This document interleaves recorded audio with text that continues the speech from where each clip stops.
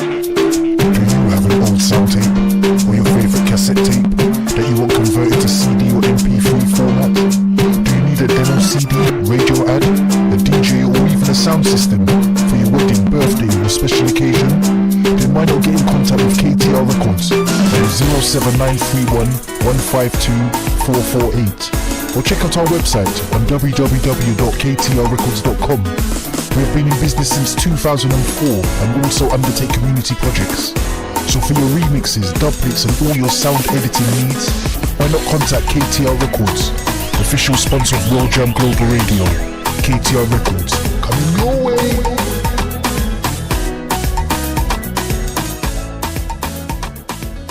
Dyslexic, the silent different. Sandra here from the UK, the community person working for A1 Tribe. The book was written to support people that have a very low understanding of dyslexia. If you're struggling and not understanding why your literacy skills are poor and what steps you can take to get people to help you and to improve for yourself, handle the emotional sides of not being able to read well, it's worth getting hold of the book, and maybe some of the information in it can support you. It's available now on amazon.co.uk or amazon.com. Check it out. It's called Dyslexic, the Silent Different. Peace and love. Sandra. Skunkworks Digital, a digital marketing agency that designs high quality websites and email marketing campaigns. Need help? We can update and maintain your current website. Your website is an extension of your business. From large to small, we're here to help. Contact us on www.skunkworks.dev. Skunkwork Digital, the new breed of agency for the digital era. Do you like music like this? Great music all the time. Or like this? The music you love. Maybe this. Great music that makes you want to turn up the volume loud. Or life check like this. Especially where human life is concerned. Surely, sooner or later, people will realize that lives actually matter. Then you're in the right place. Keep it locked to World Jam Global, where music is harmony. Music 24 hours a day, 365 days a year. Yeah, you're my World Jam. Hotter than them. See live schedule.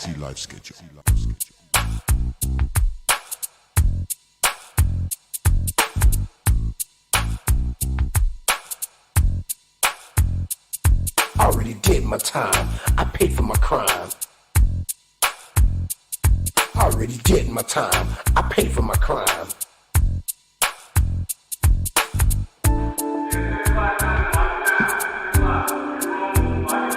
I already did my time. I paid for my crime. I already did my time. I paid for my crime. I already did my time. I paid for my crime.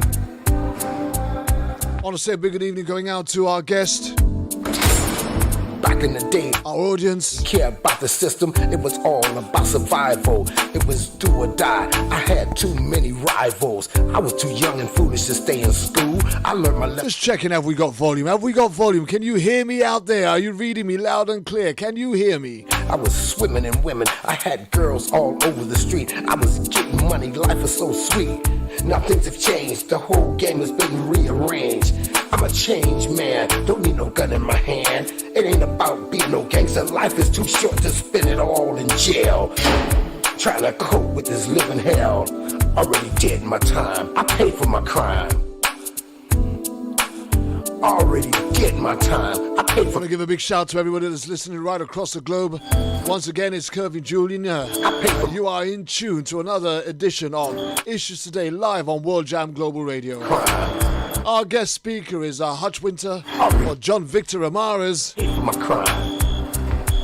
Ramses, I think, as most of his followers are known. So more drugs and super. He's been supported by my own supply. I'm not Stephanie Babb, to do. Scott Russian, Story to you. And I don't know if Patrick Lane is going to eventually join us. He's sending in an apology as we speak. Now sit back and think it over since I've gotten older. The life I used to live, I wouldn't do it again. Hoping that we've got volume and you're hearing us out there. I had a massive problem with a technical issue over the week, during the week, and hell, I've been coming. I was lost all my volume. I went live the other night and I'd shoot I you. had no volume for about half an hour. Real alligator. So please, if you can hear me loud and clear, put it in the comments message. The opening statement. Let us know that we're coming out to you no matter where you are. Stacey. Good evening, Royce Eckley. We see you.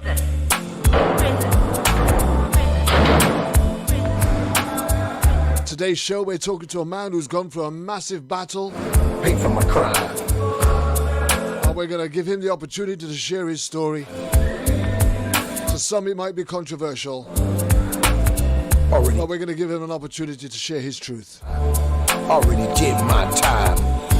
Pay for my crime. Pay for my crime. Pay for my crime. Pay for my crime. Already did my So stand by, kick back, crime. get yourself a cup of coffee or a cup of tea or I paid for my crime. whatever it is that keeps you going. Try to get this felony off my back so I can get my life on track and have the right to vote and live like an ordinary citizen again. This We is continue to consider and think about our dear beloved producer, worldwide. TJ Therese Gallagher, who is currently recovering. Good with my She just went through the operation this week. I was swimming in women. I had girls. Sent me a picture of one really bad eye that she was having, a big, massive bloodshot in one of her eyes. Things have changed. So please hold her in your prayers. I'm a changed man. Don't need We really do hope that she comes back and joins us soon. life is too short. I miss her so much. I never realized just how much work she does. Live in hell. Already Good gosh. my time. I paid for my crime. Already did my time. I paid for my crime. Already did my time. I paid for my crime. We're going through a time right around the world where coronavirus is on the tip of everybody's tongues. The deaths in the UK went up by over 100%. Today alone in the last 24 hours, we've had over 11 more deaths on top of the 11 that we'd had since the outbreak of coronavirus here just over 12, 13 days ago. I'm not proud of what I had to do. That's why I'm telling my story to you and The you. amount of people that have actually been affected I was doing all kind of stupid shit. or proven to have been diagnosed positive with coronavirus continues to increase. I wouldn't do it again. And in my workplace alone, So now we have 5 people self-isolating from my workplace. he had a lot in common. I So in one small little place in the back corners of Coventry, United Kingdom. would spit you out. Coronavirus is hitting us right across the place. I just pray that we continue to be untouched and unscathed, Already, and all those I already did my time. I that paid have been affected will be healed already. in Jesus' name. The opening statements are going on right We pray for all our loved ones, Life. those that are near and far. prison. Well, well, well, well, well, well, well, well. Trying to cope with this living hell.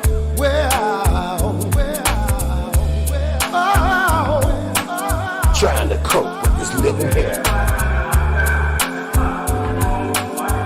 Yes, I am. Yes, I am. Yes, I am. Yes, I am. Yes, I am. Trying to cope with. I'm not exactly sure if we've still got volume. If we've got volume, somebody say so. If we haven't got volume,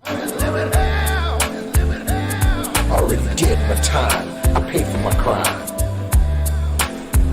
well, it looks like we have. My system says we had, so I'll just go on that one, shall I? Be thy name, thy kingdom come, thy will be done on earth as it is in heaven.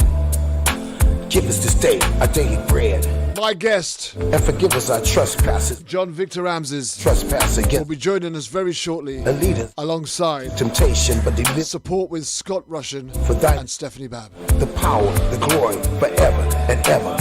Amen. Pay for my crime, pay for my crime, pay for my crime, pay for my crime,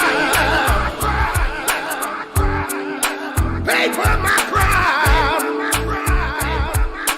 All those drive-by killings, stop them. It ain't about nothing. He who was out sin, let him cast the first stone. I'm trying to get this felony off my Big shout out going out to Lou in track and have the right to vote and live like an ordinary. Bristol. Again, this is my message to all of my friends in the pen. He says, oi, oi, I can hear you. You're coming out loud and clear. Put down those knives, stop stabbing each other. Yeah.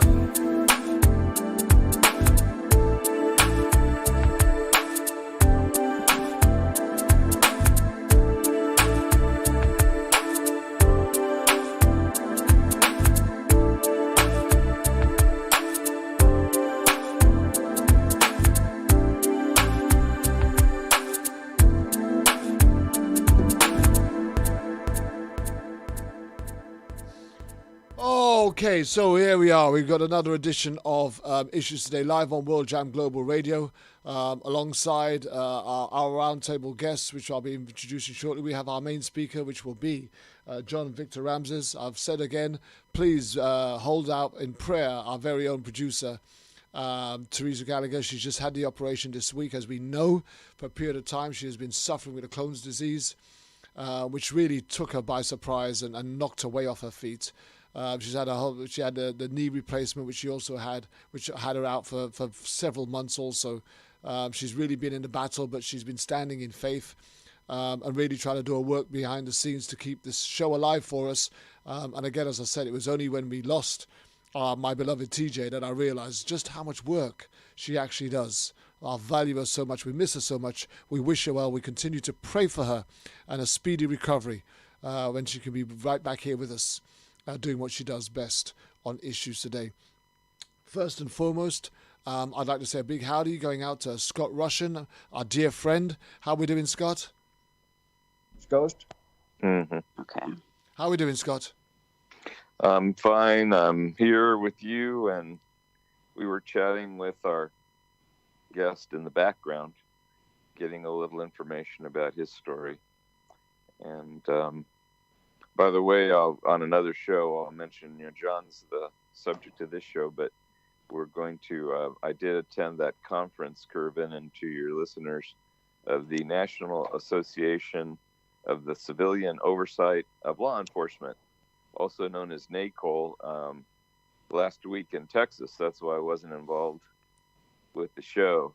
And I'll be coming back to you guys with some updates on this national movement to get legitimate civilian oversight of law enforcement.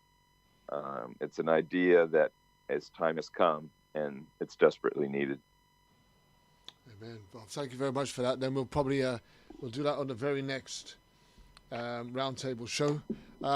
Alongside Scott, supporting on this particular show, is our very dear and beloved friend, Stephanie Babb. How are we doing, Steph?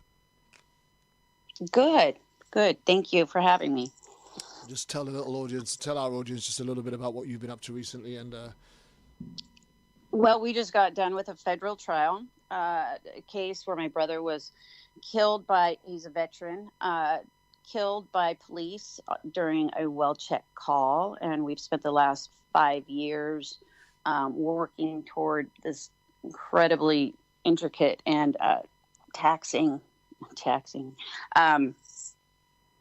process of getting to trial. And we did lose. I wasn't expecting much more than that, but we did get very far, and I'm very grateful for everybody's support regarding that. So, well, thank you very much. And Stephanie, and especially Scott. Scott has been part of the roundtable team for almost about a year now. Stephanie, just not so long, but not so far off that either. How long have you been? It's been about 6 months. Yeah, actually. It has. Yeah, I know. It's been. We're like family. We do actually spend a lot of time talking to one another. Even if it's not on live on the show, we're constantly talking to each other throughout the week, talking about all the different things that go on in each of our lives, and we've really established a fantastic bond. Friendship and relationship amongst this roundtable team. We're a real that tight we family. have Absolutely, and when one's hurting, we're all hurting. Yes. We think of Dee right now, especially Dee, who continues to struggle in this battle, missing her beloved brother Andre Gladden. We think of Yolanda, who's currently out of state at the moment. I'm not sure exactly what she's doing, but I know she's not about at the minute. She had to take off at the last minute. Otherwise, she would have also been here. Patrick, who's just woken up by the sounds of it, and probably will not be joining us after all. But if he does decide to join us, we'll just add him into the call. But for all of those that are missing loved ones, we just really, we pray for you, and we pray that there'll be a peace and a comfort of some sorts as we wait to try and get to that place that we aim for, which is justice. But yeah, yes. Thank you guys very much for once again coming alongside and supporting. Now, with us today, we have our guest, and his name is John Victor Ramses. And we're going to allow John to come on and introduce himself. First and foremost, hi, how are we doing, John? Great that you can be with us. Very good. Thank you for having me on the show. It's our blessing. John, could you just tell us a little bit as to who you are, what you're about, where you're from, and what you do, sir? Absolutely. I'll just give an introduction. That'll lead us into the subject matter. But yeah, I'm currently in Salt Lake City. That's my birth state of Utah. So yeah, my name is John Victor Ramses. I'm also known as Hutch Winter on Facebook. I'm a father, artist, author, musician, producer, and former CEO of iProdigy Communications in Australia. I was the creator and producer of the once widely known Ghost Radio Network, as well as Haunted Australia's website. I've been, at the time, featured in magazines, Sunday Times, Perth Sunday Times, and had been on TV. In 1999, I moved from the United States to Australia to marry a woman that I had grown to love very deeply. Our entire relationship had been founded on a series of strange events and compelling dreams of a future daughter who was ultimately born in June of 2000, 1 year following our marriage. Sadly, our marriage ended after 11 years. This began arguments over joint custody rights of my 10-year-old daughter, my then 10-year-old daughter.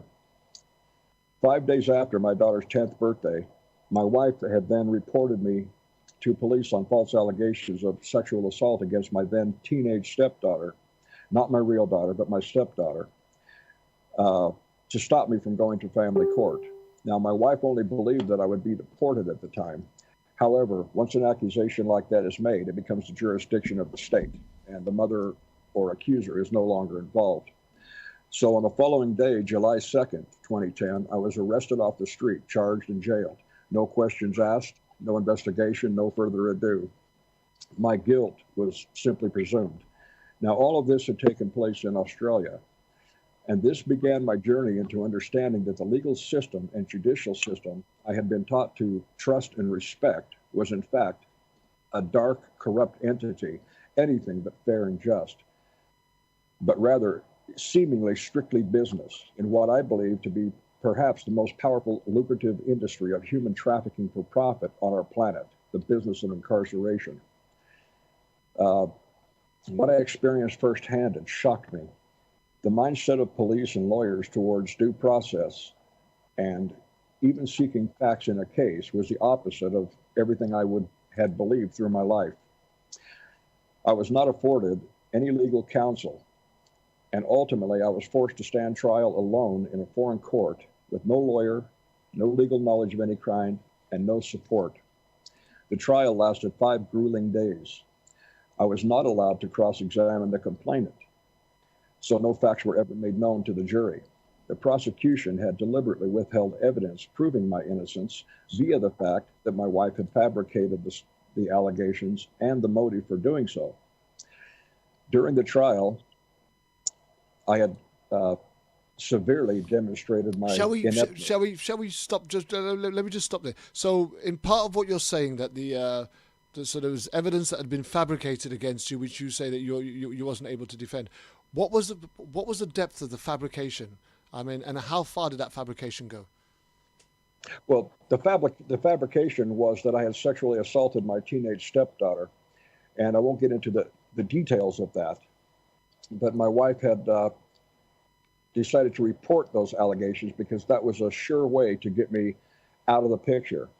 Now, she chose July 1st because, unbeknownst to me at the time, that was when our lease expired, and she had already planned to move to a new location and effectively disappear.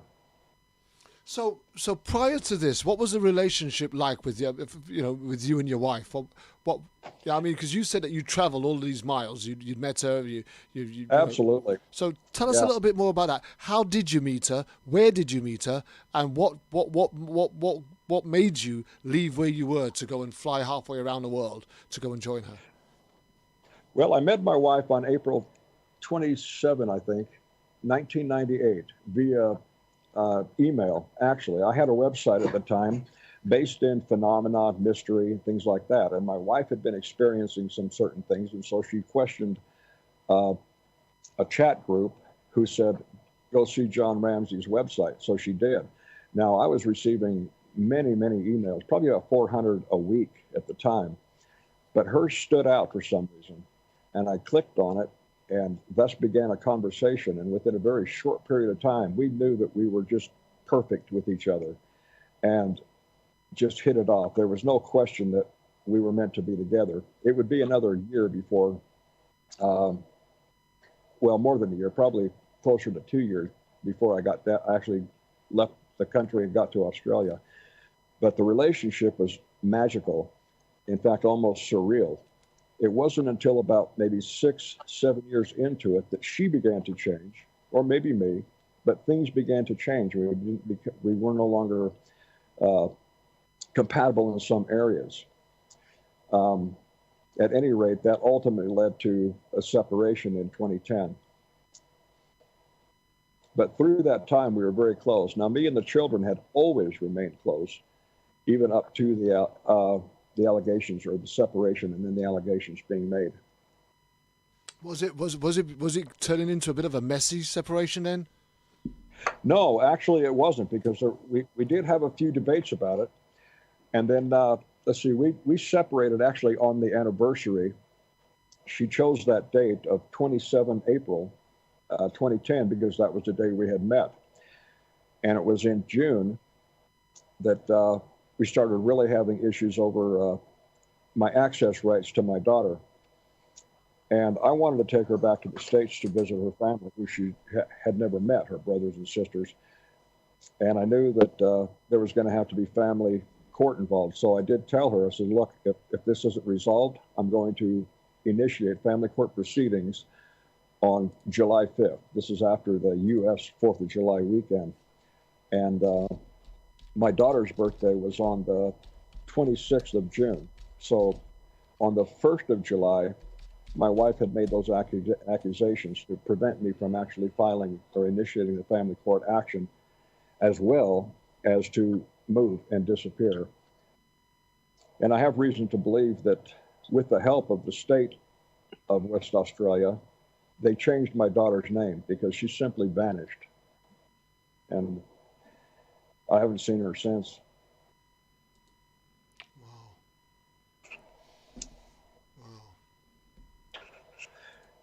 So, but I think the primary issue here is how can these things happen? How can a person end up in prison on a mere accusation?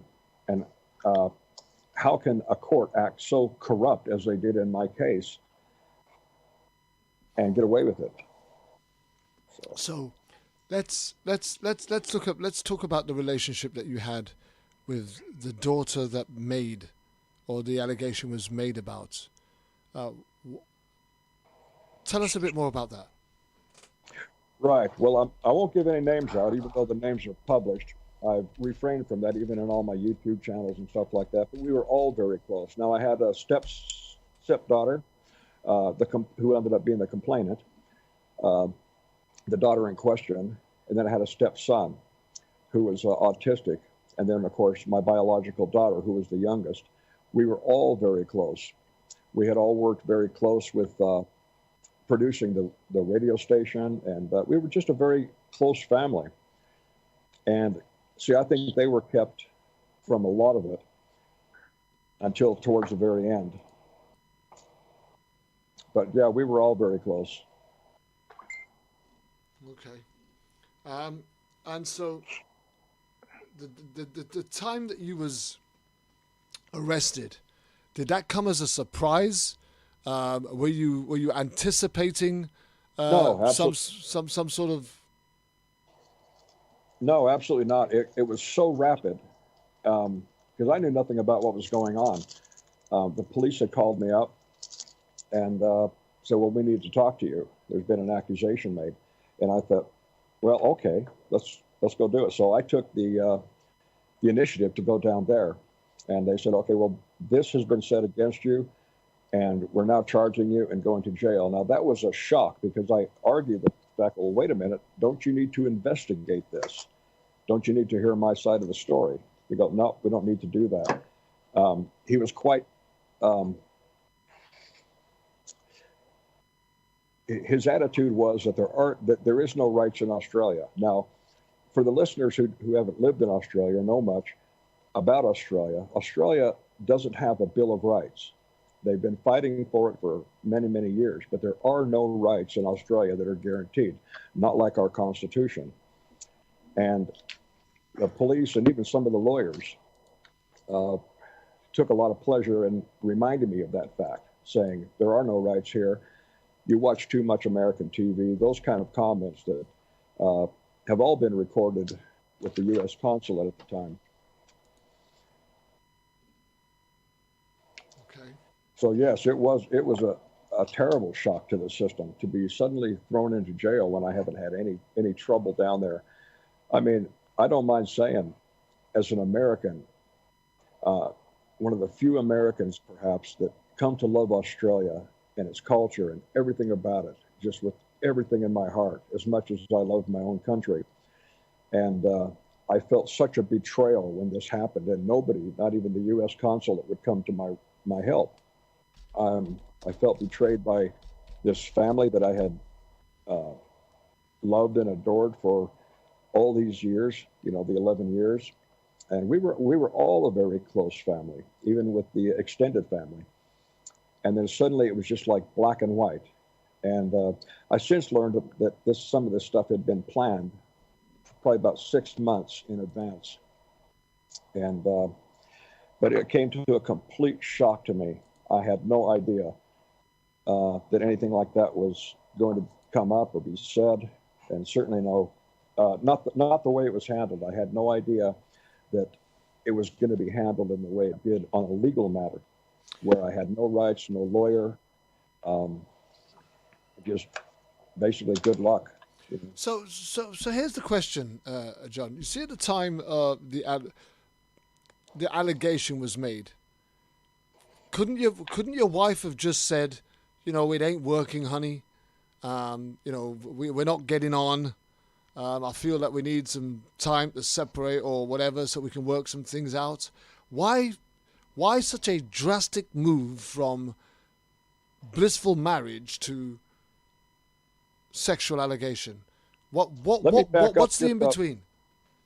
Let me back up just a few years earlier to a definite changing point in our relationship. Now, this is during the days when we were operating Ghost Radio Network, and everything was just at the top of the game. However, that year, for my daughter's 13th birthday, she had given my daughter a copy of the book by Anton LaVey called The Satanic Bible. And I was adamantly against that. And we got into a debate about this. And I said, well, fine, because she said, look, she's my daughter. I'll raise her the way I want. And I thought, no, I know what's in that book. And a 16-year-old cannot, or a 13-year-old cannot handle that. And so I said, I don't want any of this stuff ever around my daughter, Amy.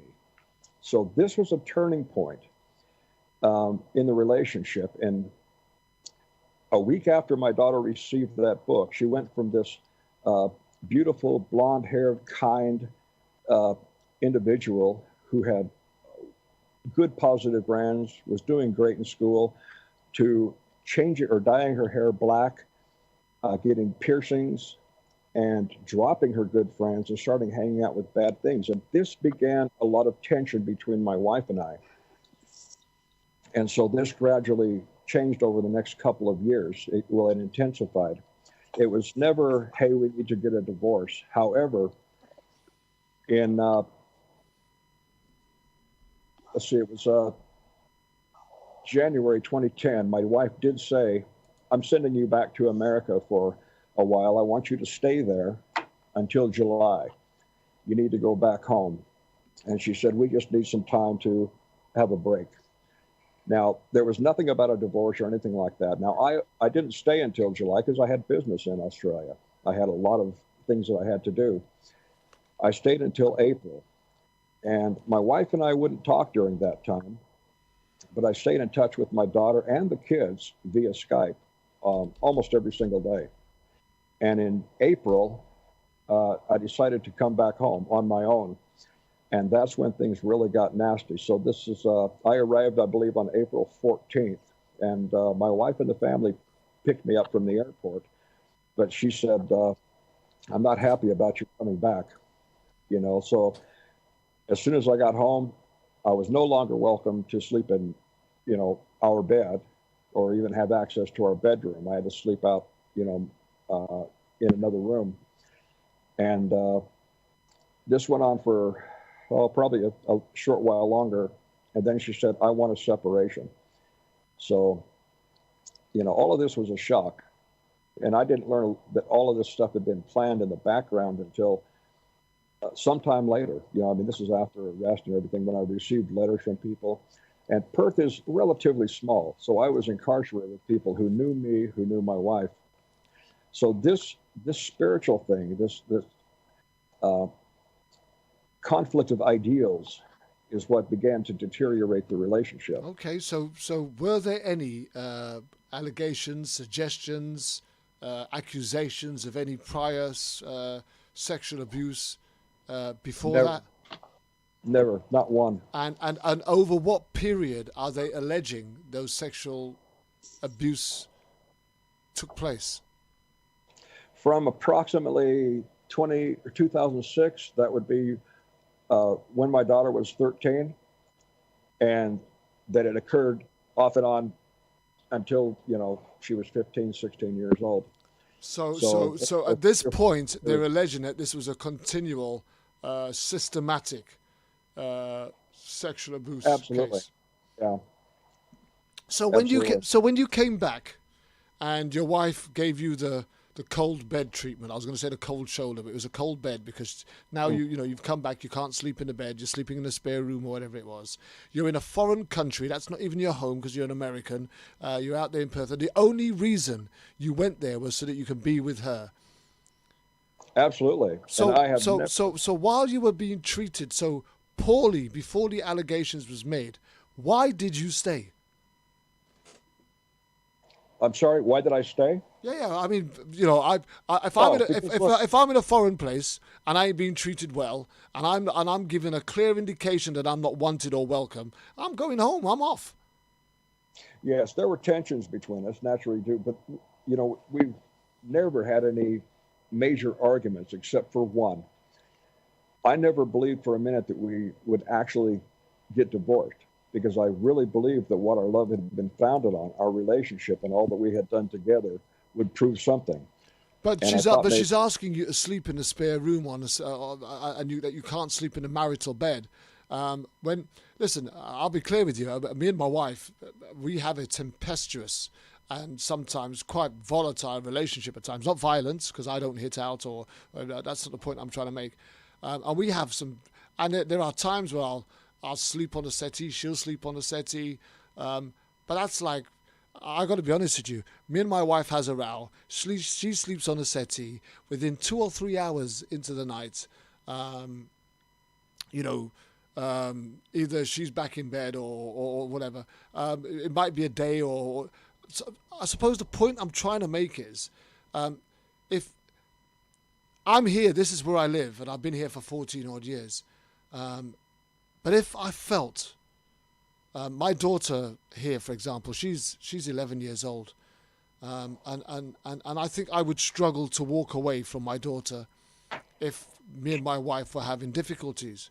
But I'm trying to understand what was keeping you there. If she's giving you such a cold shoulder, you're not welcome in the bed. She doesn't want you in the house. She's already told you to go back to America and stay there. Why would you? Right. Yeah. Because I'm trying to, in a strange way, because we can all go through marital difficulties, relationship problems, and I'm quite sure, our guest supporters, whether it be Scott Rushing or Stephanie Babb, can all talk about difficulties that they've had in relationships or marriages, a night of rows or even a week of not getting on. Absolutely. But, first of all, I'm not the type to walk away casually from a commitment of any type, much less a marriage, which I believe is the ultimate commitment. and because that includes walking away from your children, from everything that you have built. But when she sent me back to the United States, it was presented as, look, we just need a break, and you haven't seen your family for a long, long time, about 10 years now. I think it'd do you good to go home, spend some time there, and give us a break. There was never any talk about a divorce or anything like that. You see, now, I know now that she had wanted to keep a lot of her plans secret, because if I had found out, naturally, that she wanted a divorce, I would have began proceedings a lot earlier. There could have been a lot of tension. So a lot of stuff was kept from me. And I didn't learn the extent of how she and her family had been planning this until after I was already incarcerated in jail and had started meeting people that had known of us and her family, and getting the details. And it took me about 6 years through that period to get all the details, and all that I've got, I should say. I have a question, if I could jump in. Yeah, come on, Scott. John, I looked at your Salem's Ghost story there, and listened to you kind of give the background. There's a lot to your case. I mean, your story, how you met the Australian lady, what you did prior, all those are bits of interesting information. But the way I understand your case, right, from your website and what you told us, is that basically you got a raw deal in Australia from the Australian court system for whatever reason, and you didn't get any support from the American legal system. Would that be a fair summary? Yeah, zero fair treatment from the Australian legal system and the judicial, and zero help from the U.S. consulate or the ambassador. Now, as soon as I was arrested and starting to go through the process, I contacted the U.S. consulate. But throughout the entire process, they basically had the attitude, and I've got letters to that fact on my website, that, sorry, we just can't get involved in the legal process of a host country. Now, my argument has always been, wait a minute, you do have an obligation to ensure the fair treatment of a U.S. citizen. As any at least a fair trial. At least a fair trial is what you're Sure. saying. Yeah. I mean, treatment and trial, of course, are two different things. But you didn't get your argument, and which I see, and we're just listening, is you were not given either, a fair trial or fair treatment. Absolutely. Should have been. I felt that the U.S. consulate should have stepped in on my behalf and said, this man needs a lawyer. He's a foreigner here, and he cannot stand trial by himself alone. Naturally, who can if you don't have any legal experience, especially a criminal trial? They never did this. And right. In America, theoretically, you get a public defender, obviously. Mm-hmm. But that's something that most Americans would not know, that if you're arrested in a foreign country, there's no obligation for that country to provide a defense. Whether Absolutely. It's good or, whether it's a good or bad defense is a whole nother issue. Whether the public defender is incompetent or qualified, those are separate issues. But your argument is you got nothing. Nothing. You were not only kind of blindsided, you might say, by the arrest, but then when you sought out legal, because you didn't have $50,000, as you say which most people don't have $50,000 in their checking account to hire a lawyer, and even if you had the $50,000, you would have had a very hard time, it appears, finding a lawyer who would have taken your case in Australia. What city were you in, or what jurisdiction? New South Wales? Perth. Yeah, that's West Australia. Perth, Western Australia is Perth, on the opposite side. It's on the far west edge. Right. So Perth has its own, obviously jurisdictions, legal systems. Sure. And, you're a foreigner trying to operate in that system without legal, so I mean, that's your argument. I mean, the details, you could argue what your wife did or didn't do, the planning she did, the manipulation of your child or not.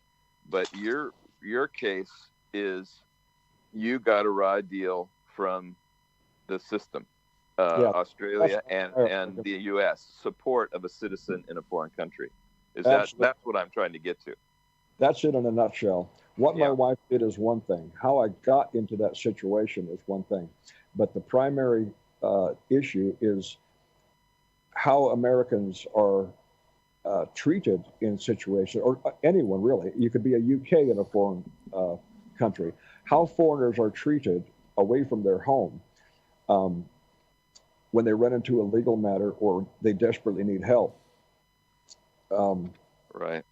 Well, that's my point. I mean, the story, like our group, our round table, Kervin and Stephanie and I and those people listening, I mean, we have to assume, your story is honest. I mean, we're not here to criticize you or to second guess you, but what we're trying to examine is the system, because we've all had, Stephanie and I in particular, have had a raw deal from the United States, civil justice. We call it the injustice system. You called it the illegal system. Same thing. We've had a raw deal, and you did. And I think that's the point of the show. And Kervin, I don't want to take over, but it appears that what you want people to know, and I think it's a very valid point, is that when you're in a foreign country, as an American, your rights are virtually non-existent if you have a legal issue. Absolutely. And that's kind of the moral of your story, and I think that's a very, very valid one for anyone thinking of doing business in a foreign country, thinking of marrying someone, from a foreign country, establishing a residence or attempting to in a foreign country. You're really at the whims of the home country's legal system, is what I see it. So here's the thing, Scott. I would have imagined, right, that's probably where most people stand if they find themselves in a foreign country, right? Yes. You go to a foreign country, it's very difficult for you to get the justice that you would expect to get for yourself in your home country with the resources, the knowledge, the information that you would have available to you, because you, in a foreign country, are treated as the alien. That's exactly it. That's the point of John's story. The details are horrible and frustrating, and religion plays a part of it, John's story, or differences of opinion, which happen in a marriage. But the key issue that John's a victim of is this lack of support from the United States government illegal system. That's what I think his point is. Yeah, exactly. So for me, let's not get caught up with the red herring issues, because for me it's if it's not about what happened in the relationship, if it's not about what your wife's agenda was or her motive was, her conduct or her behavior, if the fact that we're looking at is what you're talking about, which is whether you was treated fairly, unfairly, got any representation, support or whatsoever, is the legal infrastructure that's supposed to be there for somebody who is a foreigner in another country, who's got an expectation of what their embassy is supposed to do for them if they was to find themselves in a problem. And I think a lot of people don't understand that you don't have the same laws that would normally protect you in your home state when you're visiting a foreign country. Correct. Yeah, and I think a poll was done some years ago that Australians were asked, do we have a Bill of Rights? And only 60% said, or 40% said no. 60% said yes. Well, they don't. They don't, yeah. Yeah, Australia has long been portrayed since post-World War II, when we really got close with them, as being very much like ourselves, and they have been. What I saw change was a post 9/11. A post 9/11 Australia changed drastically. I was there, and I thought, this is not good. It became more of a police state. There were laws being introduced that just went overboard, that wouldn't have happened, I think, in the United States, because they would have been met with a lot of resistance. But it's dangerous to go. You don't have to live there. You just have to visit and be accused or get into some kind of legal trouble, and you will suddenly find that you're not coming home anytime soon. Now, okay. Let's just be clear here. And again, I am going to be clear for good reasons. Whether it's Australia, Afghanistan, England, France, or Italy, if you are a foreign national, the odds are going to be stacked greatly against you when you're coming up against one of their nationals in any form of a legal battle.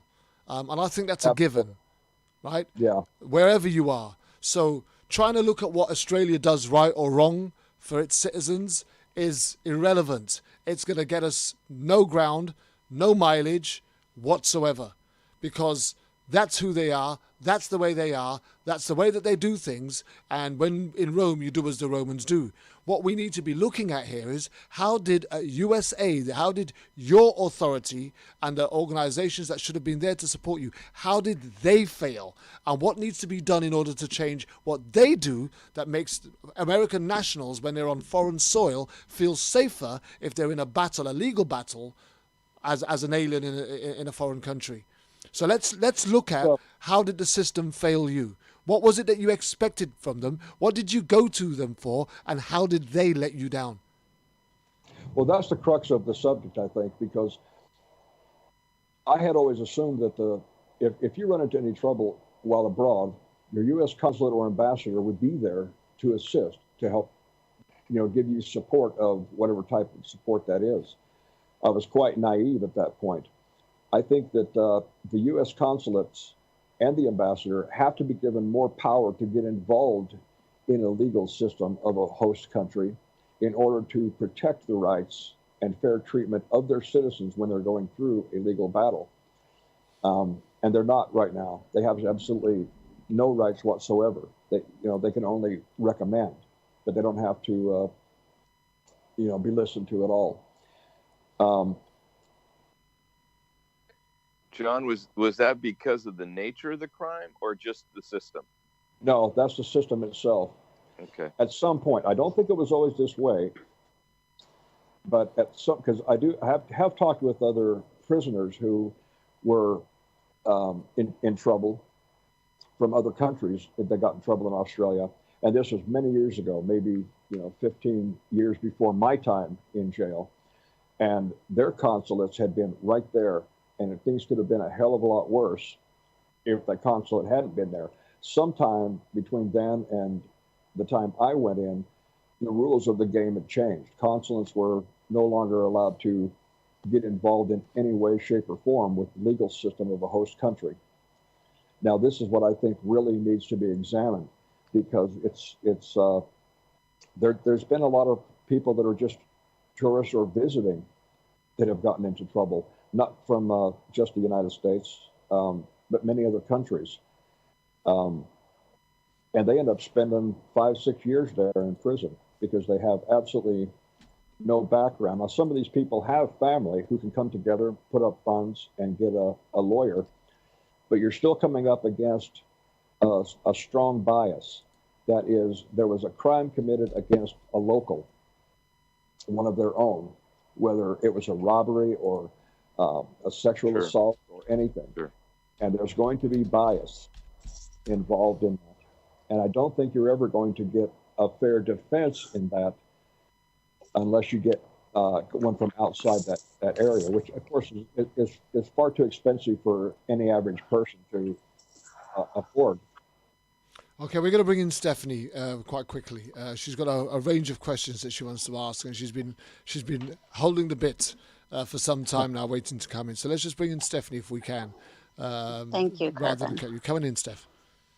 Hey, so John, I want to say for you to come forward and talk about this with the subject matter of your conviction is huge, especially in the climate today. And so for you to come forward and be public with this, that says something right there regarding you wanting to really change the way things are now. So my question to you is, what have you been able to do with all this knowledge, and who have you been able to help?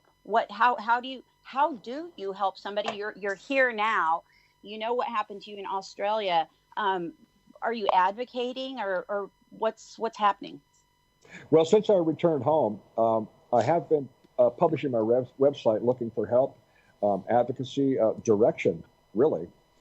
I put up my YouTube channels and have made quite a number of videos. This is ever since the first week of 2018 when I arrived home. I've received absolutely nothing. And I've contacted almost every lawyer in Salt Lake City who would handle such a case. Nobody wants to have anything to do with it because of the complexity of being international. It's one of these situations where I have fallen through the cracks. Now, had this been local, sure, there'd be advocacy. The United States wouldn't permit somebody against their spoken or written desire to stand trial completely alone in a criminal matter. They would be given some form of legal counsel. But because this is international, there's probably too many complications to get involved. So now I did sorry, John. What I want to try and get to, because you know I can hear what you're saying, but I want you to try and be a bit more expansive, especially for the audience, because this is a real serious subject matter here, and I'm really interested to find out how exactly where you failed, so that we can actually start opening up this conversation in such a way as identifying what changes would need to be made that somebody on foreign soil could or would get better representation. Yes, well, first and foremost is the legal proceedings. Anywhere, there has to be proceedings. You have to have, if an accusation or a crime has been alleged against you, it should be that you have the opportunity to put forth your alibi or your story, and then that is investigated for facts. Most of these cases never even need to go to trial. But now, the other big issue is, especially when you're in a foreign country, you must have consulate support and support from your embassy. Okay. Let me simplify this. So let's just suppose I am in, I don't know, any country whatsoever. Let's go to Japan or even let's go to Australia, because that's where you were. We'll go to Australia or New Zealand. So I've gone over there. I'm British or I'm American. I've landed. I've been there for 6 months, a year, 2 years, 3 years, 5 years, and somebody accuses me of breaking into their house and stealing their TV and their life savings, right? And there is no evidence to validify their version of events, right? Yes, I was in the area. In fact, I got a flat across the road, and I'd have probably gone past their house 20 times a day, backwards and forwards to the shop. So at this point, somebody identifies me as the individual that they believe is responsible for this crime. And at the moment, there's no evidence that there was ever any money in the house. So they can't prove that I've taken the money. It's the person in the house who's saying that I've got the money. And the police come to arrest me or interview me. What was the process that took place that got from an accusation, an allegation, to an arrest and imprisonment? And for me, that's what I'm trying to get at, because there must have been a process, right? You've told us about you and your wife having these difficulties, about you being away in America and having to come back and sleep on a separate bed. You've told us all about that, and you've also told us that then these allegations were being made against your daughter and the rest of that. I understand all of that, but what was the process that broke down that didn't support you? Because at some points you must have been arrested, taken to a police station. What was it at that point? Did you not get a... So, for example, if I get arrested here in the UK, I get taken to a police station, and the first thing that I'm getting asked is, do you want to make a phone call? Because I've got my rights. I'm allowed to phone a solicitor. I'm allowed to phone home and let them know that I'm in a police station or something. So, at what point did the system that you feel let you down? At what point did it start breaking down? That's what I want to try and break down here. Okay. It should be made known that on an allegation of a sexual offense is the only type of a crime that the accusation is the evidence itself. In any other type of a crime, such as a murder or robbery or fraud, you've got to have evidence. There is a certain process to go through. With a sexual allegation, that is the evidence itself, because there's seldom ever any physical evidence in these cases. Sometimes they occurred many years ago. So on that accusation, the police have all the evidence they need to make the arrest. And that's where it breaks down. Now, I did deny it straight away. He says it doesn't matter, you'll have to take up the case in trial. Now, that was a shock, because I asked him, aren't you going to investigate? And he said, no, we don't have to. And in fact, he told me, this is after I was actually convicted, and I had given him the evidence to research. He said, Mr. Ramses, I'm assigned to the complainant, and helping you would be a conflict of interest. Now, that's just unheard of. And yes. everything that I'm saying is recorded with the consulate, with the State Department. All of my documents and stuff is, so anybody can check that out. This is ludicrous. Now, this is the only sector of crime or type of crime where the evidence is, the accusation is the evidence.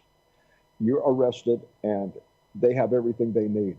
From that point on, they don't need anything else. It's up to you to prove, which is all but impossible to prove a negative, that you didn't commit what they said they did. And so it breaks down immediately upon the accusation. And my argument is that there must be an investigation. You can't have police that are assigned to complainants, as they are in Australia, and they have to investigate. But somewhere along the way, through the progression, the historic progression of the legal system, this has gone out the window. So is this the standard, or was this just totally biased because you was an alien in a foreign country? No, it wouldn't matter if I was local or not. This is the standard procedure. If you are accused of a sexual offense of any type, you're arrested. Is that just in Australia though? It's getting to be here too, and I believe in the UK it's also that way. No, it's not. No, it's not. It's not. It's not. Well, that's good to hear. Yeah, it's not. I mean, the bottom line is sexual allegations are made all the time, but the bottom line is they still have to be proven. The point that I'm trying to get at is how did the system fail you? So at the point of arrest, you're taken into a police station. You read your rights, I would imagine. There are no rights to read.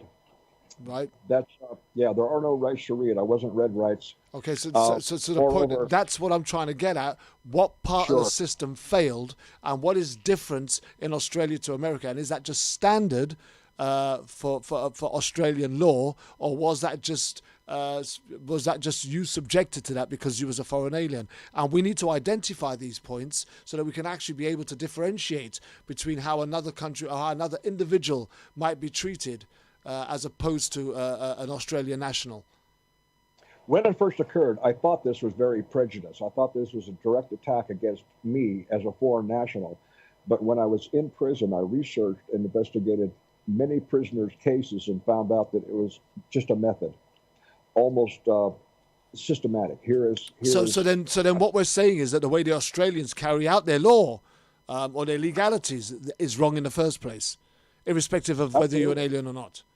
Absolutely. Okay. Yeah. So okay, because I'm not, again, I've never ever done this show in a way where I'm ever trying to trip anybody up or ask trick questions, but it's very difficult to try and understand where you're trying to get at with the angle that you're coming from, because initially we're talking about how you were not represented, how you were not given a fair trial, how you were not treated right, how your country didn't come to your aid. But what I'm hearing is that this is how they do it.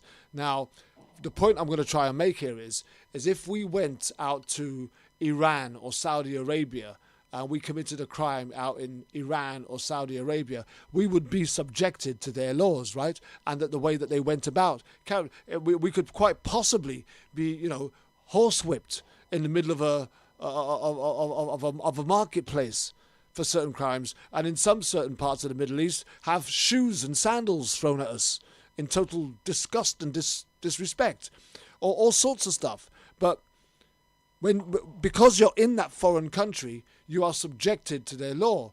Now, I understand that you would expect your embassy to come to your support, your aid, whatever it was, but there's still only a limited amount that they could do based on the legal operation or the standing of that particular country and how they carry out their law. Our embassy is still an alien, just as we are. So absolutely, and this is where UN charters have always played a part. You have to, when a country's legal system fails, if they are a member of the charter, as Australia is, I believe they ratified it in 1980, that needs to be pointed to, because that is international law among the parties that have signed it. But even that is just absolutely irrelevant, because Australia does not have to recognize any of the points given or the articles given in any charter unless, domestically that is, unless their parliament says so. If their parliament puts that into domestic law, then they will abide by it. But until then, they don't. Whereas the United States, if they sign the charter, that becomes law instantly. Okay, so A, were you found guilty? And if you were found guilty, were you sentenced? And when you were sentenced, how long for? Yes, at the end of the 5-day trial, I was found guilty on 4 of 6 charges, and I was subsequently sentenced to 6.5 years in prison. How long? 6.5 years. I might point out, I need to also point out something else that I discovered that is quite disturbing. As I said before, I researched a lot of cases while I was in jail. A lot of men came to me who just didn't have the background and the education, such as I had as a writer and producer and all that, who could help them with things. What I learned was that sentences given in cases where there involved their children were often commensurate with only the time that was remaining until their child turned 18. For example, if somebody had committed a rape and his daughter was only 2 years, or excuse me, say 5 years away from turning 18, he would get 3 to 5 years.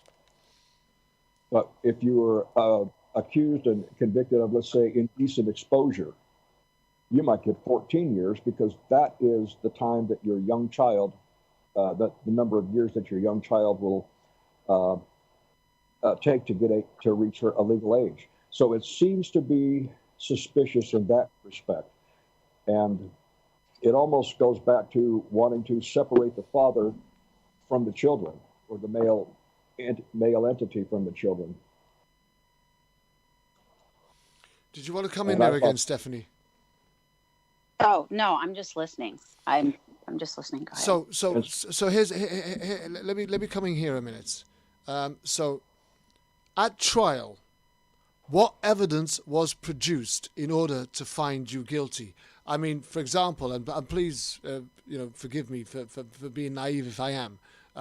Was your guilt proven just on your wife's allegation, or was evidence presented by your daughter, stepdaughter, or presumed to have come from your stepdaughter in order to confirm your guilt? How were you found guilty? What evidence was used, and what was the depth of the allegations used against you to find you guilty and convict you? Okay. It's primarily in these cases on the allegation. The rest of the trial, in most instances, including mine, is spent defaming the accused as being a horrible person,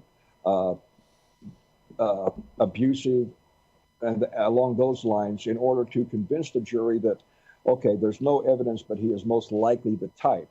Now, in my case, my wife had spent some time gathering up cards and letters and things like that I had given the children, all of the children, such as Valentine's Day cards, over a period of time. And they used those as evidence. They didn't put in the same cards and letters for the ones that I had given to my other kids, such as the Valentine's Day cards, only those that were given directly to the complainant. And so that's what was used. Now, in Australia, I didn't know, because I brought with me a lot of my American traditions and introduced those, but it's common in America, at least it was when, I was still living in the States, for parents to give their kids Valentine's Day cards, treats, those kind of things like that. In fact, I remember when even teachers gave them out to the kids and vice versa. But this isn't the case in Australia. It's viewed as it should be for romantic intention only. And so when these cards that were presented were introduced, it was argued that this is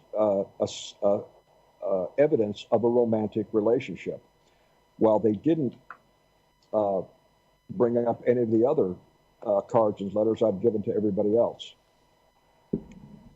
Okay, so what proof of innocence was presented? So let's stop that a minute. Let's just go back a minute. So in this trial, you've got the prosecution who are laying out their case to convince either a judge or a jury, right, that you are guilty of the allegations that are being laid against you. Did you have a defense, a solicitor, a barrister? Did you have somebody standing with you? Yeah, at the time, I'll back up to 2 weeks before the trial when I finally had to make a commitment to the judge that I was going to defend myself because I couldn't find a lawyer. And at that time, I had told the lawyer in the presence of the prosecution that there is evidence to prove that the allegations made against me are false. And that was in the form of another witness, a very close friend of my stepdaughter, who I trusted to tell the truth, and she did. Now, the grandparents of that person were also witnesses.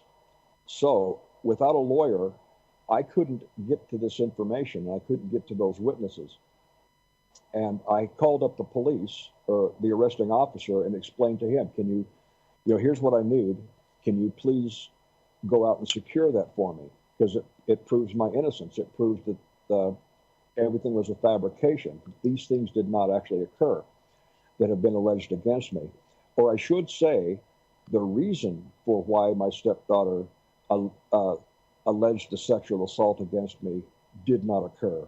And that is, she claimed to have a boyfriend at the time and claimed that I was jealous and was mistreating her to the point that she felt she had to just surrender herself. Now, my argument was, wait a minute, my stepdaughter never had a boyfriend at that time, and I can prove that. Now, this was the evidence, in part, that I wanted them to secure. Now, on that day, the prosecutor rushed out to these witnesses that were supposed to be mine and saw this evidence, but then withheld it. There was bank statements. There was other documents. I wanted the the 18-year-old girl, who was the best friend of the complainant, to be my witness, as well as the grandparents, because the grandparents' testimony would have been damning and very beneficial to me. Now, they refused to give me the grandparents, and also refused to give me the documents that the girl had. So that's what I say when they withheld this information. Now, in trial, I tried to get to this point, that there is this evidence. But, of course, I didn't have it with me. And that was the argument that the prosecution made. Well, Mr. Ramses doesn't have this evidence. But he knew it existed, and so did the judge. And the judge, in my view, should have said, wait a minute, there was evidence. You said there's evidence. What became of that evidence? And that's where I feel completely betrayed in the trial, was I had the evidence, and I wasn't permitted to show it. Okay, so going back to the trial, that was the prosecution and that was the judge. Again, I'll ask you the question, please, John. No disrespect. The question I'm trying to get out of you was, who was your defense, and what was your defense doing in order to defend you? Well, I was my defense, and I was basically a babbling idiot because I couldn't understand any of the rules. So let's just get this right. You had no defense then. If you was your defense, then you didn't actually have a barrister or a lawyer in your corner, and you were defending yourself. That's it. Yep, I was completely alone. Okay, that's been the question all along. Oh, sorry. I thought you meant the evidence. No. All I've been trying to get at is you've got the prosecution who's laying out a case against you. Who was in your corner? Who was asked? Who was defending you? Who was digging up the information that would support you, that would help prove your innocence? Yeah, sorry. I misunderstood that question, but no, I was absolutely alone. So now can we try and understand why you was alone? So, is the reason why you was alone because you chose to be alone, or could you not get any help, or what was the reason why you didn't have a defense? Well, there is no right to a lawyer in Australia, which they made quite clear to me. They do have legal aid, but it was denied because I had a car. The car was only worth about maybe $900 or so. In other words, they want you to be absolutely destitute before they give you legal aid. And is that a common standard in Australia then? Yes, it is. Okay. And I do have a lot of documents to this, replies from the legal aid. I've got the letters back and forth to them. But yeah, no. So you don't get a lawyer by any type of a guarantee. So that left me with having to find someone to hire. But of course, I didn't have anywhere from $35,000 to $50,000 that they were asking, and I asked many. And I take it it was in the days before pro bono, right? Well, they did have pro bono, but you couldn't get any of those to take on a case like this either. No. That's sort of like being stuck between a rock and a hard place, then, really, right? Absolutely, and like one lawyer said, I've just simply fallen through the cracks. So, firstly, you're trying to defend yourself. You're not a trained lawyer. You're trying to teach yourself as you go along. And at the time of going to court, how much actual experience in understanding law do you think you had? None. There was not an area, like most people, that you ever think you're going to need to study. Frankly, now, I think law should be taught in the earliest stages of education in our country, as well as business. But, that's an argument for down the road. I had absolutely none. It wasn't my field. I've actually represented myself on 3 occasions here in the UK, and I'm so far on 100% because I've never failed to win my case so far. Woo! Now small cases maybe, but yeah, and a lot of them are nowhere near as serious as what we're talking about here. But let me just say this: so while you were, how long was the process between allegations being made, arrest, and and incarceration. So was there any time in between the allegations being made and you being arrested that you weren't in prison? That gave you an opportunity to try and gather information that could help you in your defense? Absolutely. I was arrested on July 2nd, and I was in jail for 56 days before I got bail, and I had to meet certain bail conditions. And I had to get the consulate involved in that also, which they did come through on that matter. And so from August 25th onward of 2010, until the trial, which began on August 8th, 2011, I was free. And during that point, I not only pleaded on my website for help, but also contacted the consulate on numerous occasions, explaining that I cannot get a lawyer, and legal aid has rejected my applications for counsel through them for that funding. And even my family had written to the ambassador saying, and I don't know whatever became of it because they weren't answered. But no, we tried desperately to get some kind of, or I did, try to get some kind of legal representation, even counsel. And towards the end, I got so desperate that I was actually paying these so-called lawyers online for advice. And it was just ludicrous in my view to be in that position. What I'd really love to do is I'd really love to get Patrick Lane on here at a minute now, because he's following the show. He's digging into some information, and he's absolutely on point at the moment. He's throwing in a lot of comments, but I'd really just love to be able to have got him in on the show for him to have been able to voice that.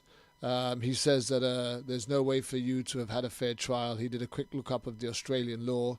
You're right, laws in Australia's rights of citizens are quite different from those in the US. So here you are trying to defend yourself. I just want to flip back a minute, because I don't think we quite got the gist of the depth of evidence that was used against you. So when the allegations was made, you were convicted and you were sentenced to prison.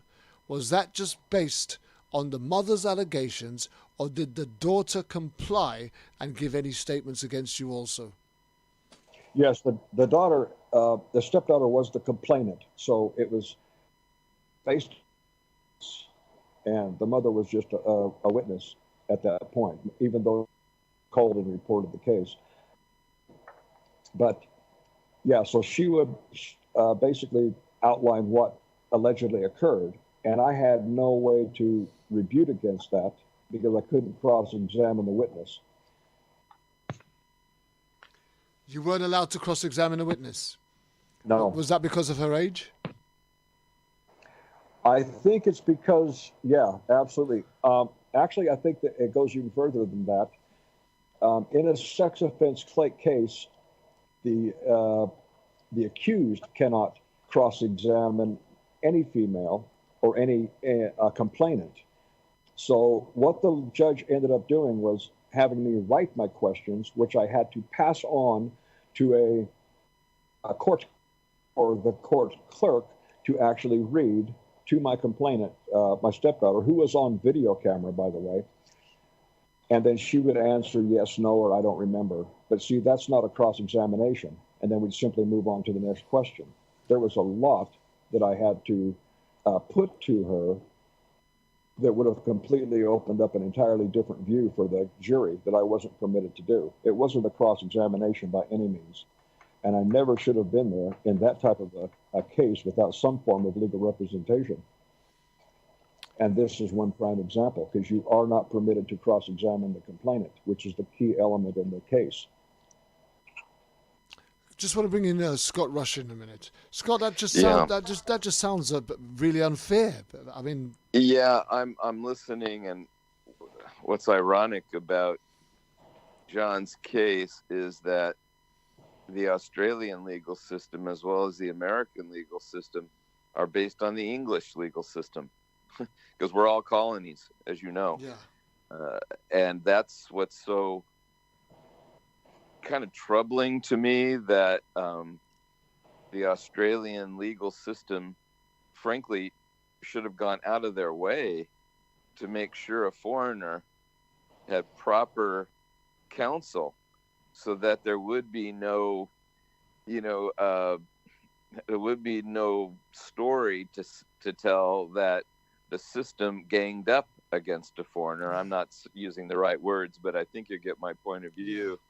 Is that if anything, the Aussies should have supported John, right or wrong. He should have had a fair trial, and that includes a proper legal representation, whether it's a barrister or an attorney, or for a layman, which is what John was, and which what I am, what Stephanie is. We were laymen, and our lay people in our lawsuits.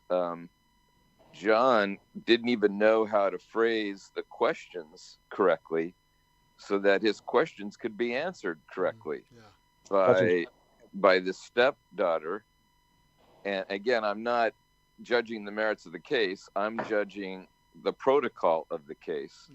That I think that John, as I said originally, got a raw deal, and it's further confirmed he got a raw deal because he did not have proper defense, whether he got it provided by the Aussie government or whether he could have afforded it.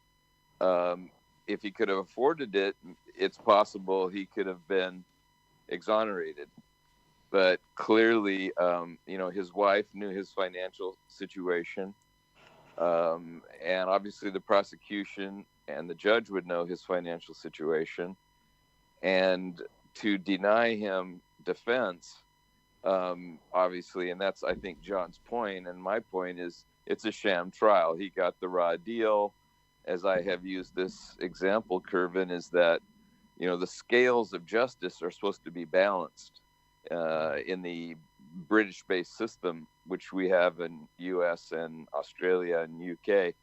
But yet the judge had his thumb on the scale, because John and probably other foreigners are denied proper counsel for their alleged crime. Let's put it that way, for their alleged crime. And that's the crime, that John was not given proper legal counsel. I think that's how I see it.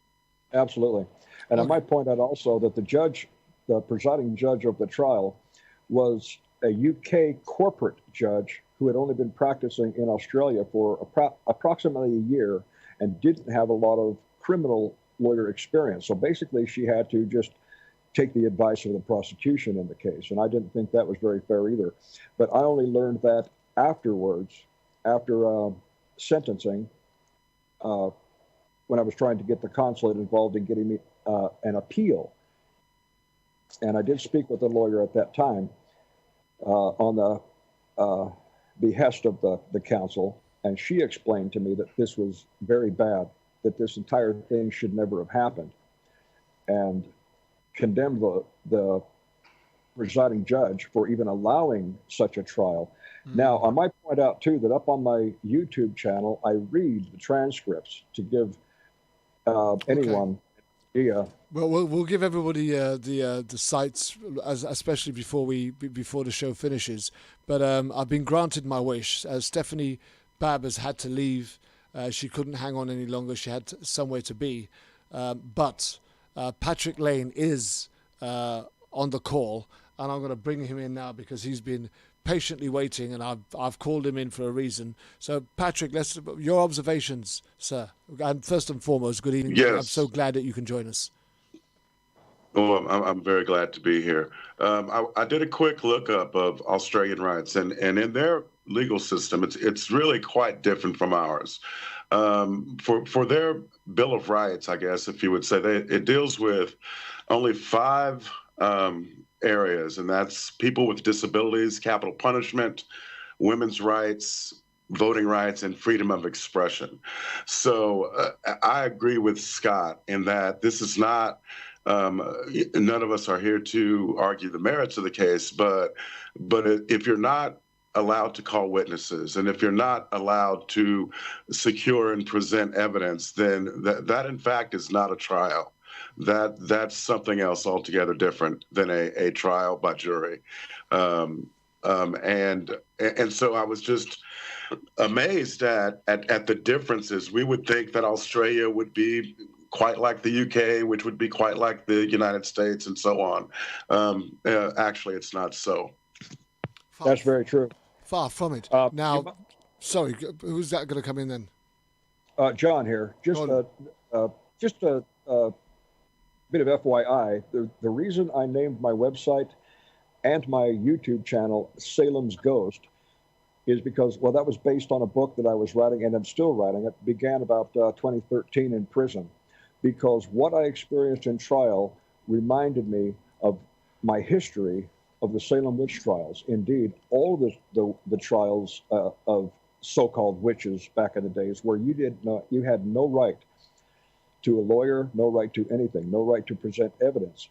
And in those days, any lawyer who stood up for you was automatically condemned and accused along with you. And that seems to be what we have again today in my research. These lawyers are terrified of supporting someone on especially a sexual allegation. And this is because of the heat that's coming from the women's groups and everything. And I'll tell you another thing, this is happening. What I saw to be an epidemic of false allegations in Australia is undermining those who are truly abused. It's blurring the lines and saying, okay, everybody is guilty. Well, all that's going to achieve is pretty soon the general public is going to go back to not believing anybody, and we don't want to go. Okay, so while at the beginning, before we started the show, you talked about while you was in prison, you got to communicate with many others who you felt had been unfairly treated through the judicial system.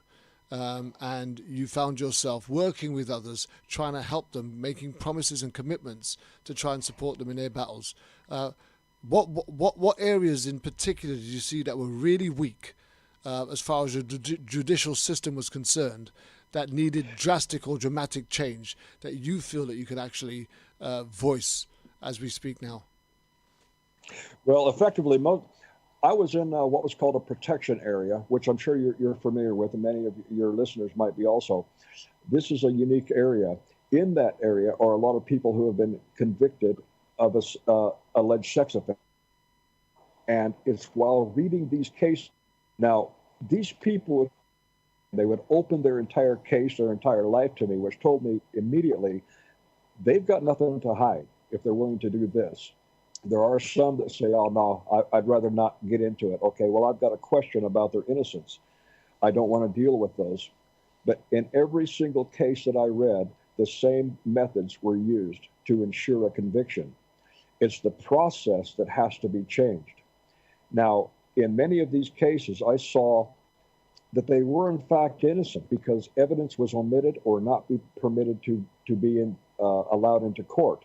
There were many instances where the complainant, who may have been a daughter at the time, was given the answer by the prosecution. In other words, leading the witness to say a certain thing. It's obvious. And these are all miscarriages of justice. You know, this isn't proper trying of evidence. It's basically one-sided. And I've also noticed that those who did afford lawyers didn't put up much of a fight. They would come up, they would give an eloquent cross-examination, closing address without saying anything. Effectively, they were only supporting what the prosecution had said. So at the end of the day, the jury has nothing but the prosecution's case to base a verdict on. And these things have to be changed. There has to be more oversight of these type of trials. Yeah. Most of them don't even need to go there. Most of this, it all begins with the police. Now, there's a QC, a lawyer in Perth, who has written articles, had a radio show, and he had come out and stated in an article, which I've got, that says, look, all problems or wrongful convictions usually begin with the police. And I agree with that. because the police fail to investigate properly. And yes, they do lie. I've seen this, and I've experienced it myself. So another thing I need to point out is when you get into cops, we can't condemn them all. I believe that certain people are vetted by powers up higher to join certain groups, such as child protection agencies or certain groups, because they will go after the person. They won't tell the truth. They won't investigate. Whereas you have other officers who have a conscience, who have families, who just could not possibly do this. The system knows who is who. And so I hesitate strongly to ever condemn the entire police operation, as a whole. My uncle was a police. My grandfather was, or my grandmother was chief deputy clerk of Murray City Court. And her son, my other uncle, was chief deputy clerk of the Salt Lake City Court. We grew up in this type of a family and knew many police that were very good, decent people. But then you've also got the bad apples. They're far and few between, but they affect those around them, their partners, their groups. And here also is where a part of the system it needs to be corrected. And of course, look, I'm a Johnny-come-lately in this. Many of you have experienced these things going way back in time. And I'm learning that. In fact, I was quite shocked when I started doing research that I was just a drop in the bucket when I thought my case would be the, oh my God, of, corruption and miscarriage of justice. It's systemic, completely systemic, and needs to change. And I think it is now. I mean, for the first time, we've had a voice that is via the internet, radio shows like this right here. And frankly, I think this is the only radio show that's truly covering these issues, at least in my research, that it focuses directly on the laws, the things that need to be changed. But we do have a voice now.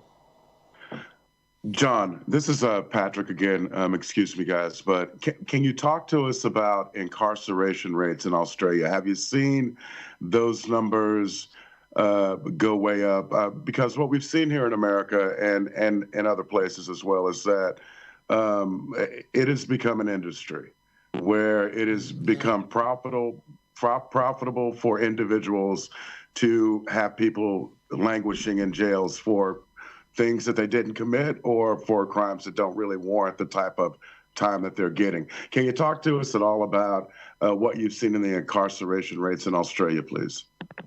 Absolutely. Look, the incarceration rate has been on the rise. They're opening up or expanding prisons.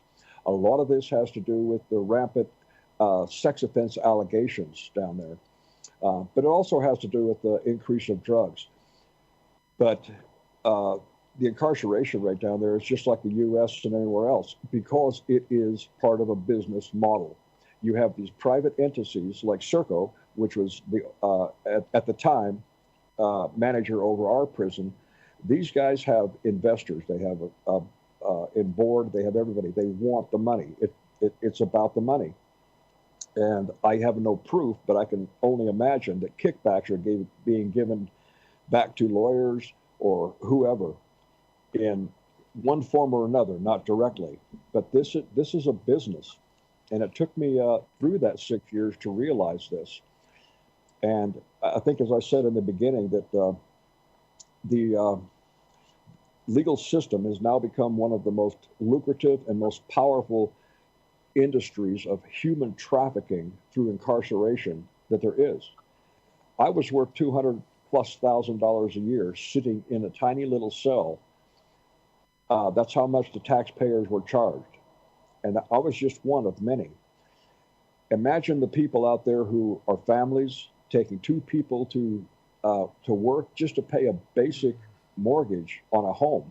And yet I had food, shelter, clothing, medical, everything that I needed. And this tiny little space that it certainly shouldn't cost that much. In fact, I think it would have only probably cost about $30,000 to $40,000 to keep me and feed me in that tiny little space. and the rest is all profit. I don't believe in privatization of prisons after this experience. Well, even as you talk about that privatization of prisons, the privatization of prisons all over the world is beginning to cause a major problem and a headache. And I mean, when we're talking about the privatizations of prisons in the United States of America, that's a real issue, isn't it? It's a very real issue. And I read a article not too long ago from Florida, and I can't remember the details. I'd have to look it up. But anyway, this one company who had signed an agreement with the state to manage a certain prison or a certain group of prisons. In the contract, it was alleged that they had signed in that the prison must be filled 90% at any given time. Now, what happens is the police are the ones who have to go out and make the arrest. So we know that there are laws changed or words put to them behind the scenes that say, go out there, make the arrest, keep our investors happy, because then our leaders are going to be happy. And this has got to be changed. And the only way it can be changed is through exposure. I mean, the prisons for profit mentality is long been challenged, and we're not really getting very far. But yeah. let's just bring in Patrick at the minute. The response is the outcry, the outrage, the voices, protests, demonstrations, representations to Congress, etc., has been floodless, ongoing in this prison for profit mentality that we see taking place. What's your views on that, Patrick? Well, what we've seen, it's really indicative of what you said is going on globally, and what John just spoke so well to is that you have investors who are building prisons. They are now. We have these same people who are actually involved in writing the laws that govern the rest of us. We have businesses that are actually sitting down with elected officials, people that the people have, folks that the people have elected, and sitting with business leaders and writing laws that govern the rest of us. And John's absolutely right. In Australia, maybe 90%. I know in Kansas that our private prisons have a deal with our government that they must be kept at occupancy of 70%, or they can turn around and sue the state. And that is how these private prisons operate nationwide, is that they have deals with the state that if they're not kept at a certain occupancy rate, they can go ahead and sue the state, which is basically suing taxpayers. It's us. We're paying for it. Exactly. So that is the root of all of these mass incarcerations. I think what's especially egregious with someone like John is that you have an issue of sexual allegation against a child, which for most of us immediately causes this knee-jerk reaction, right? Yeah, whoever does that is immediately guilty, immediately suspicious, and rightly so. But I mean, it's not the same as somebody saying that this guy was a thief or this guy was a robber. The moment exactly. You bring about that kind of an allegation, it gets everybody's back up and immediately has you almost in that position of guilt. Absolutely. And I think it takes a great deal of courage for John to come on a show like this one and be so forthright and open with us about his case, which is about really the legal system, not about his case in particular, but to use his case as a platform to shine some light on that issue. So thank you very much, John, for coming forward. I appreciate it. So now that we've got to this point, what needs to change in order for someone like John to be in a foreign country and get better representations and support from his own council and embassy? Are you talking to me, John? Yes, please. Okay, yes. Well, I think the consulates need to be given more power in this area. And I think the country, and look, I know that Australians have come to the United States and gotten raw deals and our things. There has to be oversight. If we're going to visit and patron that state, or even live there and contribute, we have to have certain protections. It can't be biased. We cannot be looked as oh, well, sorry, you're just a foreigner. You don't matter because you're not paying taxes. You're not doing this and that. So we have to have more oversight and more authority from the consulates when we ask for help. The legal system overall has to change. There must be investigations in every case to determine the facts. Now, that's not going to suit well with the investors in these privatized investors of privatized prisons, because that doesn't put a lot of people in there. But yes, these things need to be changed. There has to be police investigation, because that is at the root of it. It all starts with improper investigation or no investigation whatsoever. Well, absolutely, because I can't understand how you could be convicted without an investigation. You can't. There's nothing there. I will say, too, that my family, now Perth is a big, beautiful city. I just absolutely love Perth. I love Western Australia. But it's a relatively small community. Now, my wife's family members were very well connected, and one of them, well, two of them, were very wealthy and connected to high political places. And I do have certain evidence to say that they did pull strings to make sure that I didn't have any counsel. Now, that's another matter altogether. The point is, I didn't get proper procedural handling and proper consulate support. Well, guys, that's just sort of my summary. John got a raw deal. End of story. I mean, he got a raw deal. You can itemize it as he has done. But bottom line is, without legal counsel, no matter where you are, you're not going to get a fair trial. And the interesting thing that happened to John is, as that happened to Patrick and Stephanie and Scott and Therese, the police did not investigate correctly our experiences with the law enforcement, and neither did the police in Australia investigate John's case. That's the pattern again. The pattern of the illegal system and the injustice system is going worldwide. That's the scary thing. Yes, absolutely. Yeah, so these are issues that have to be addressed and challenged. And only through shows like this that reach many, many people can we band together and do it. We never had this voice before. Sure, this stuff has gone on for ages, centuries, because no one had a voice. But we do now through the power of the internet, power of reaching out. Yeah. If you was to be unfortunate enough to be caught up in something like this again in the near or distant future, what would you do different? Well, if I was in another foreign country, as everything still stands, I'm going to be faced with the exact same scenario. I'm a lot sharper now. I think I could probably handle myself in court, knowing what I know now. But see, I was still blocked from getting my evidence because you need a lawyer to obtain legal documents, records, and things like that.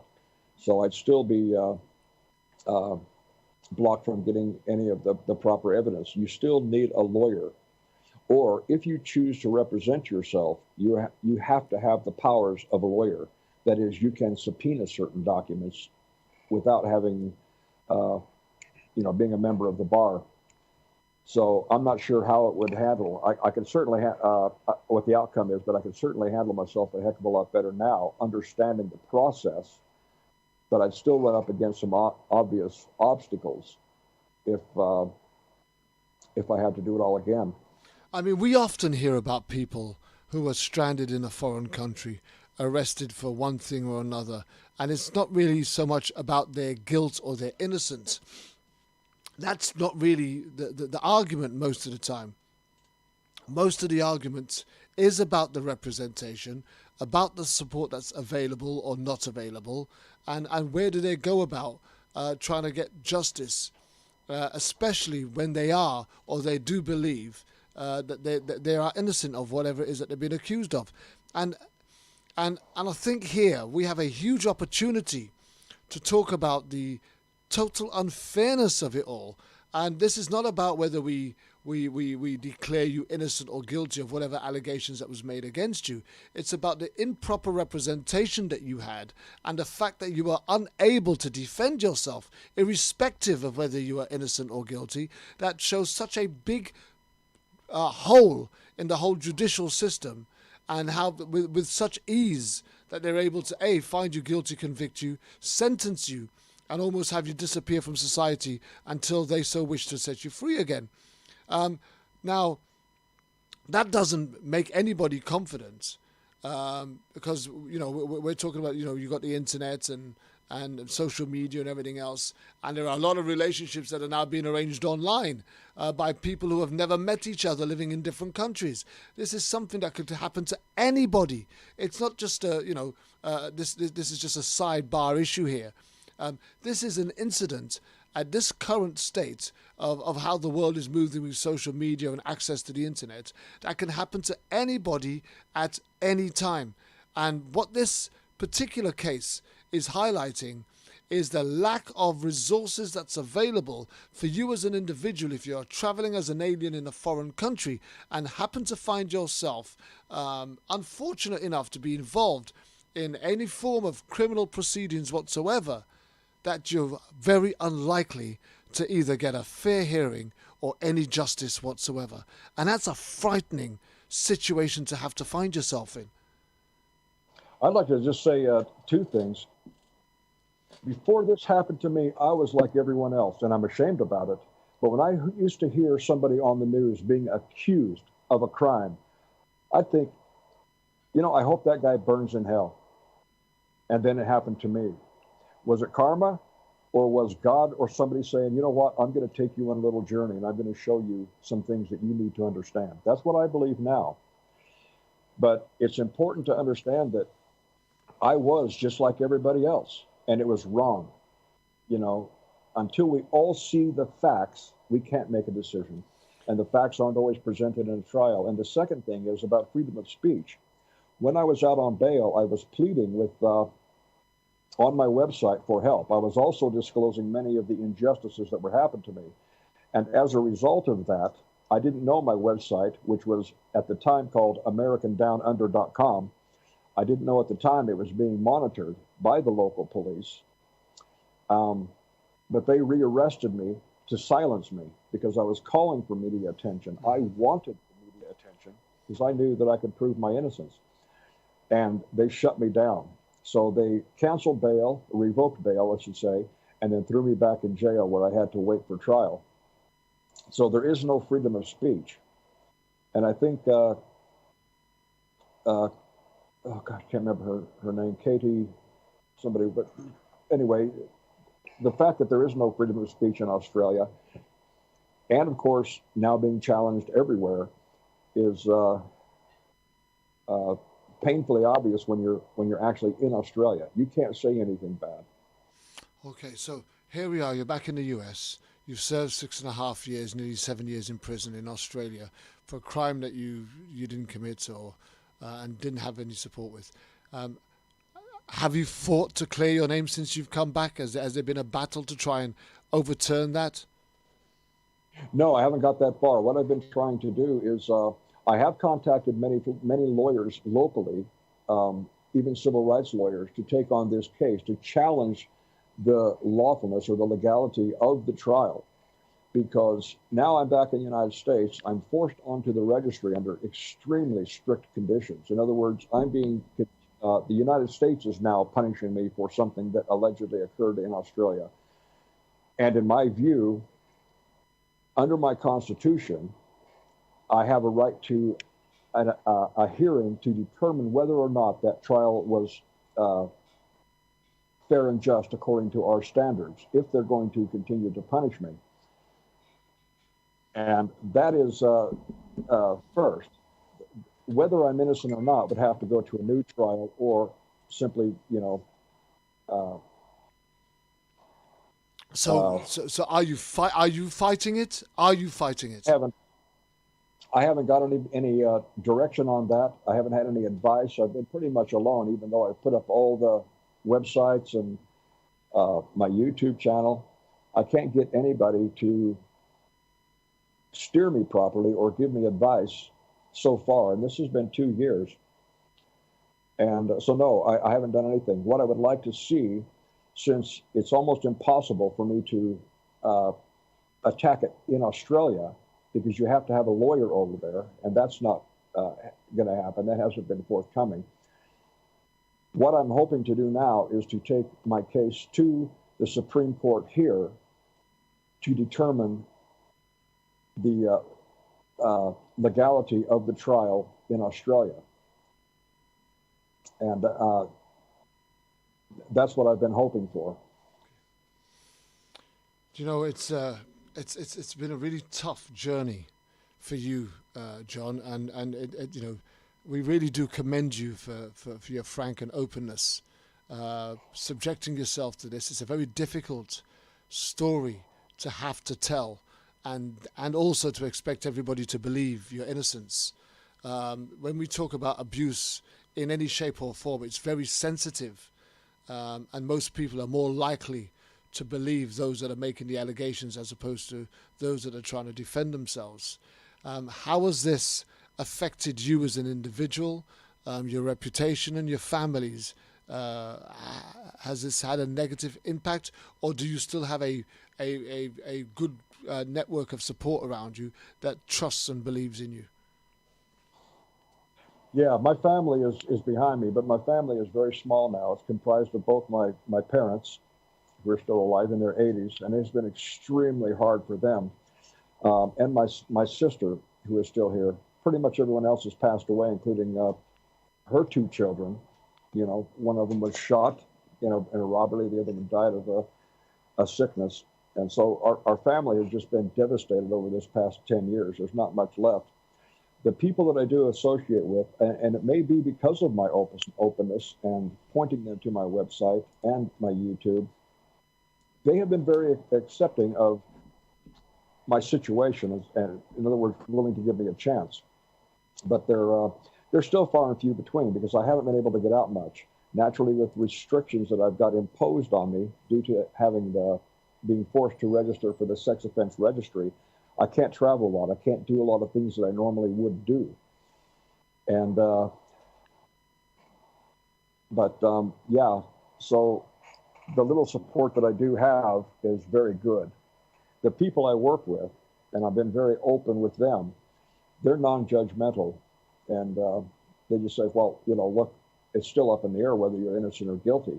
And that's the attitude that they've had, and that's the attitude that they should have, because the accusation, the evidence was never truly tried. And I commend them for that. So. Sure. At least you have some support there. Yeah, you do. Absolutely, yeah.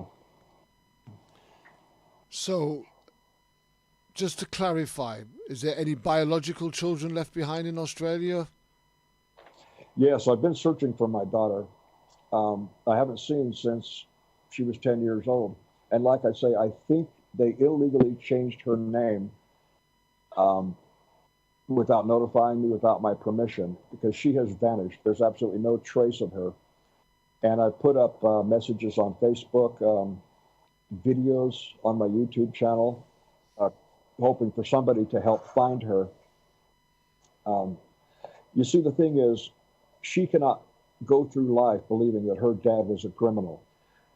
She must learn the truth. If she's still alive, she has to learn the truth, because people whose parents are criminals, I don't think they quite succeed to the level that their potential is. They've always got this shadow hanging over them. Oh, gee, my dad was a criminal. Yeah, my dad was in prison. My dad committed these terrible things. That's a stigma that they carry with them for the rest of their lives, and it does hamper them. And as they make a little bit of headway, or if they're in school or a job place, somebody without any scruples may bring this up to remind them.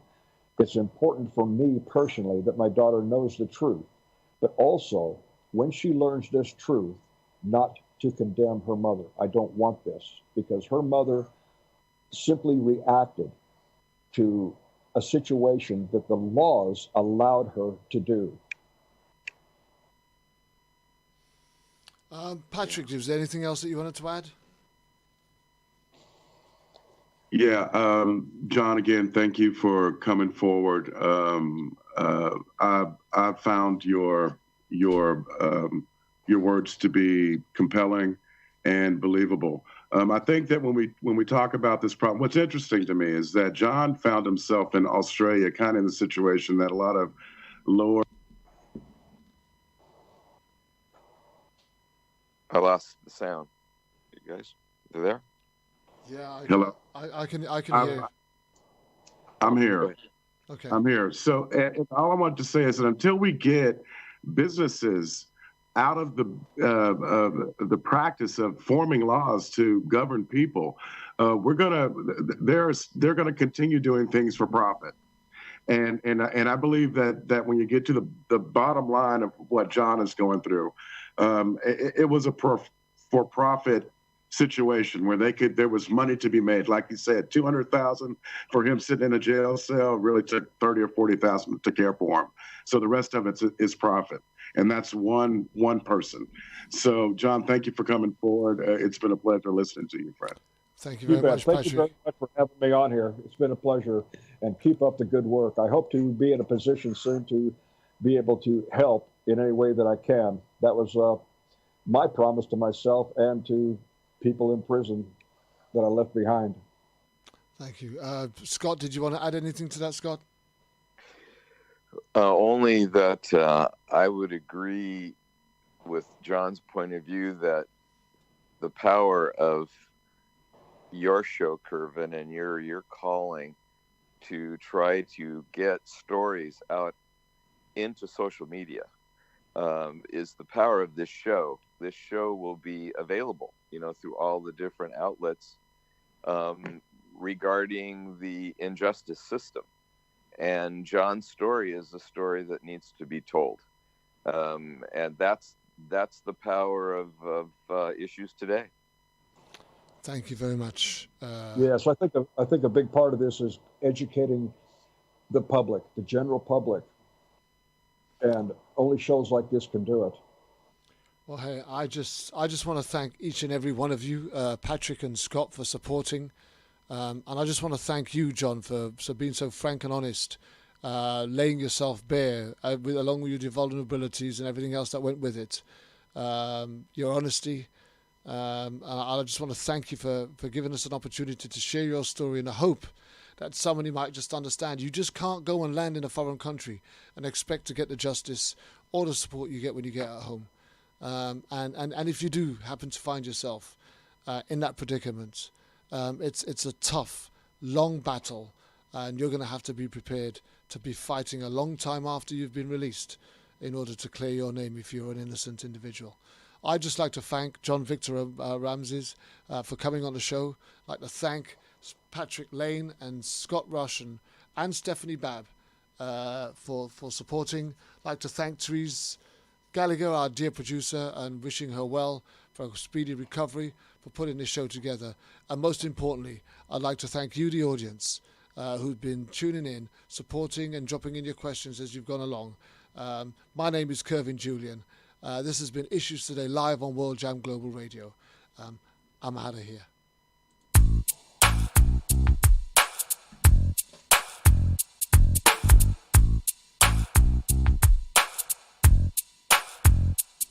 I already did my time. I paid for my crime.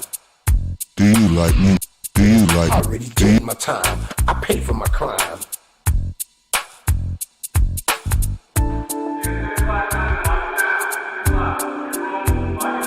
I already did my time. I paid for my crime.